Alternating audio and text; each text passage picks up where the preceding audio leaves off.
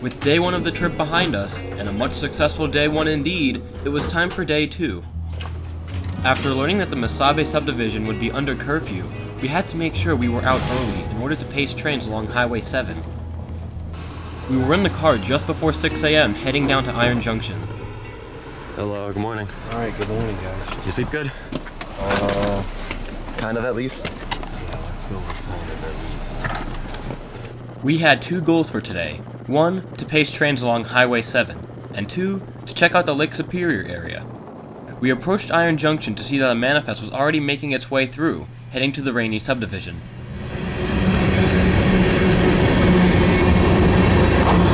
With a whole lot of center beams. I don't know why they so slow now.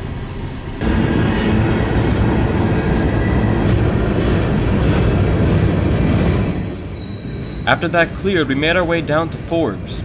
As we pulled up to the crossing, there was a train leaving the mine.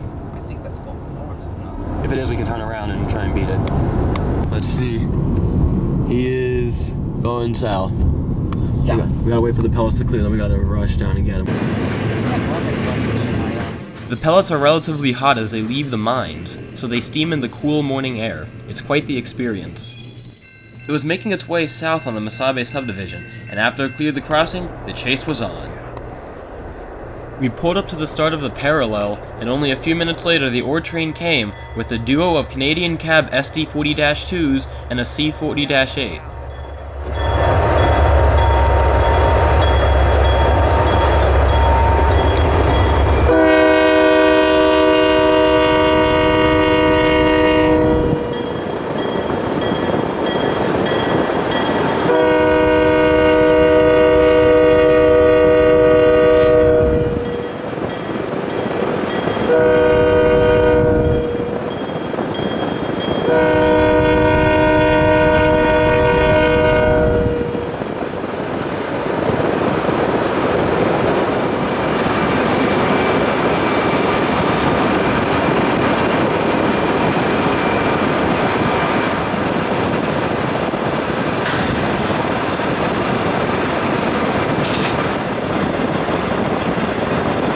We'd pull over quite a few times on the highway, maximizing the amount of shots we took.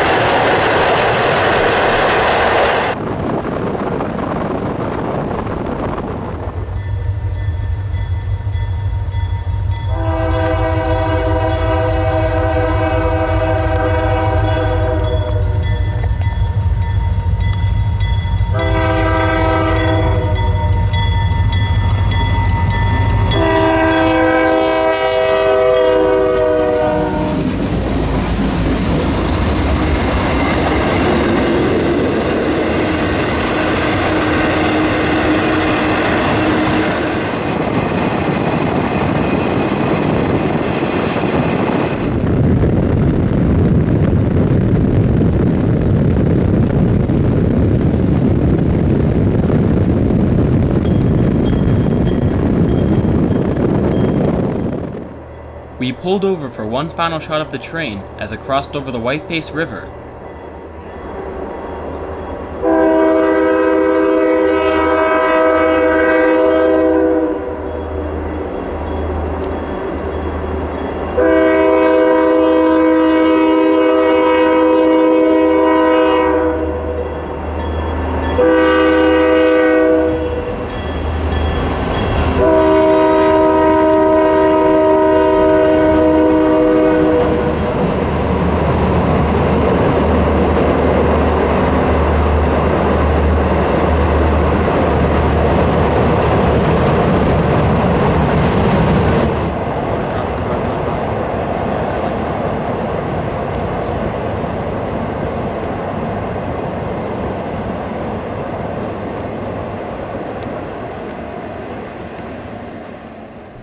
Once the southbound was gone, we made our way back to the parallel as we had a northbound coming out of the siding. We pulled over at a private crossing, and it wasn't too long before the headlight popped up in the distance.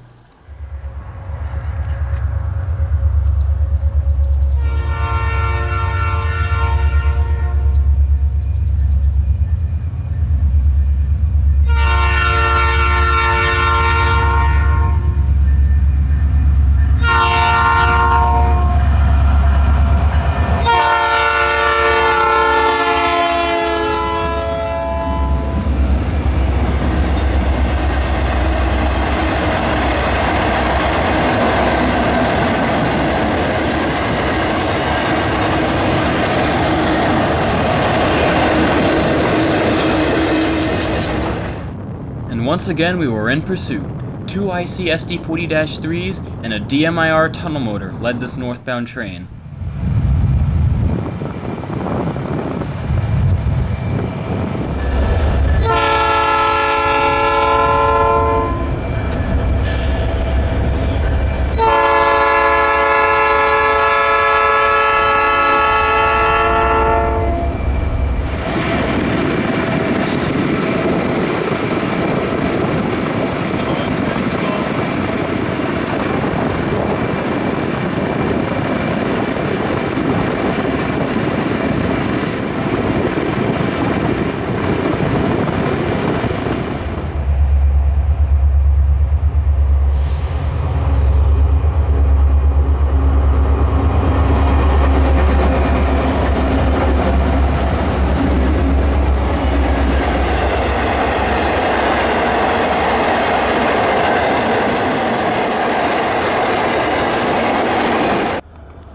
We made our way back to Forbes, where a BLE tunnel motor was waiting for a crew to lead the next T-Bird out. After a brief stop, the northbound limestone train made its way through Forbes as it headed towards Iron Junction.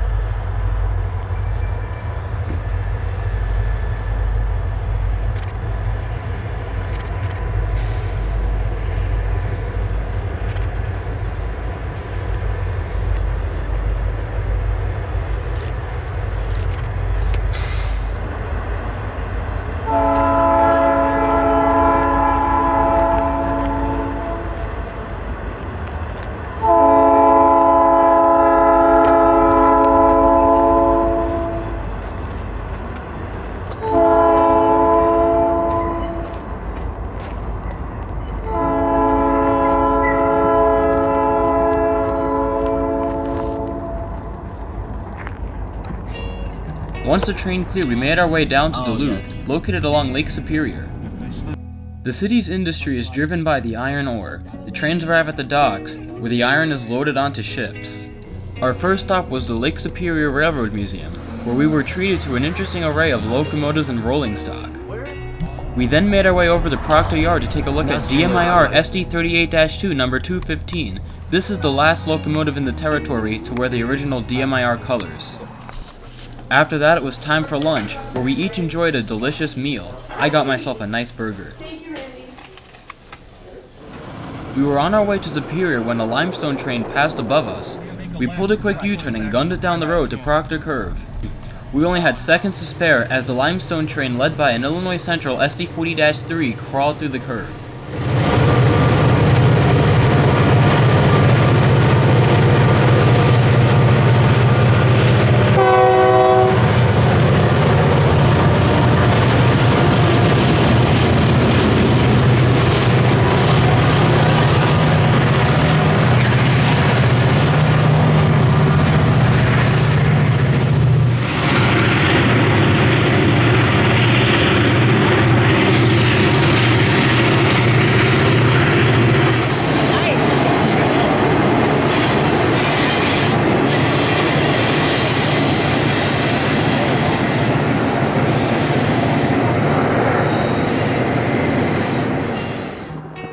We then made our way over to the BNSF yard in Superior, Wisconsin. Our goal was to hunt down some old Burlington Northern locomotives.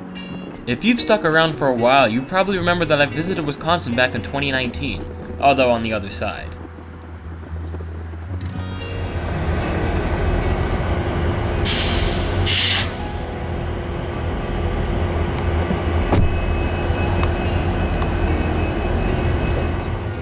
SD40-2 number 1832 was the only BN painted unit in the yard, so we made our way back over to Minnesota, passing by one of the ore docks.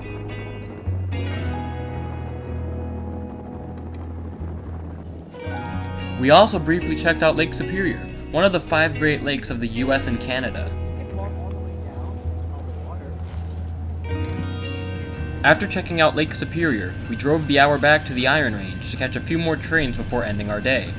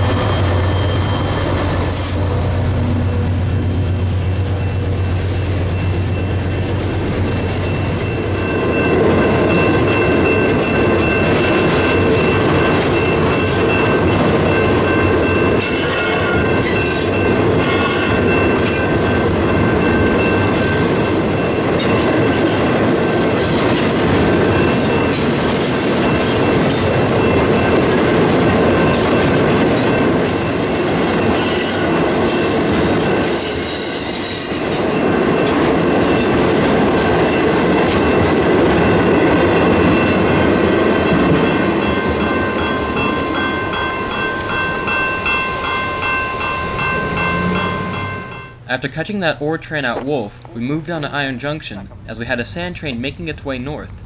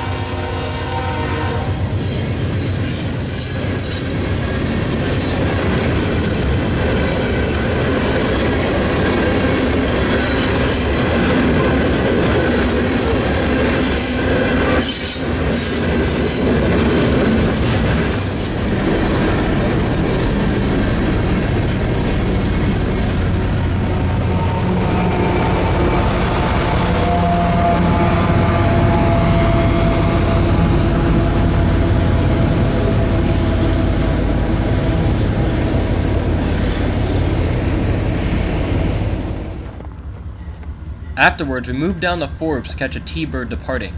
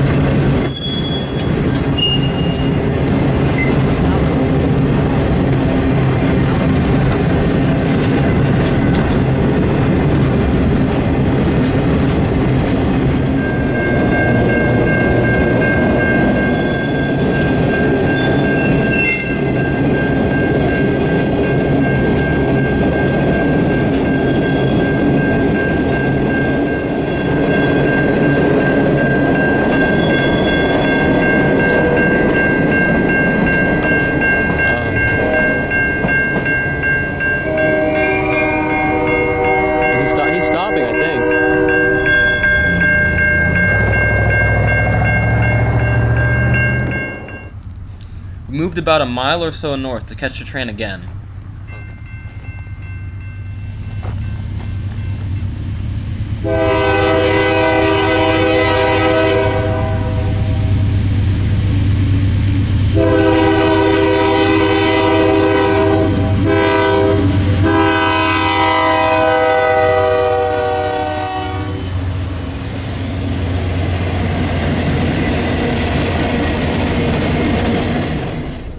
We relocated to the crossing just south to catch the inbound train coming in. We would chase this train back to Forbes.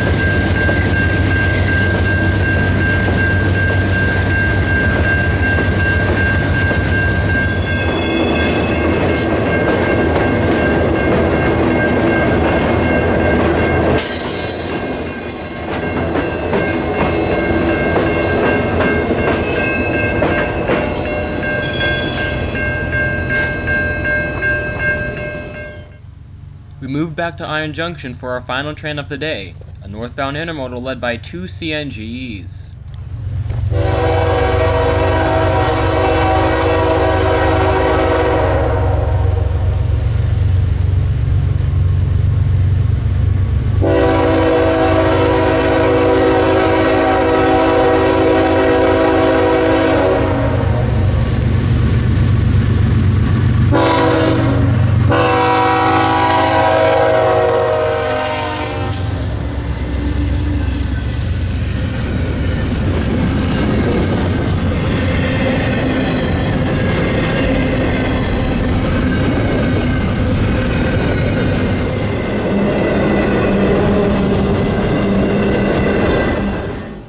And with that, day 2 is over. Another great day in the books.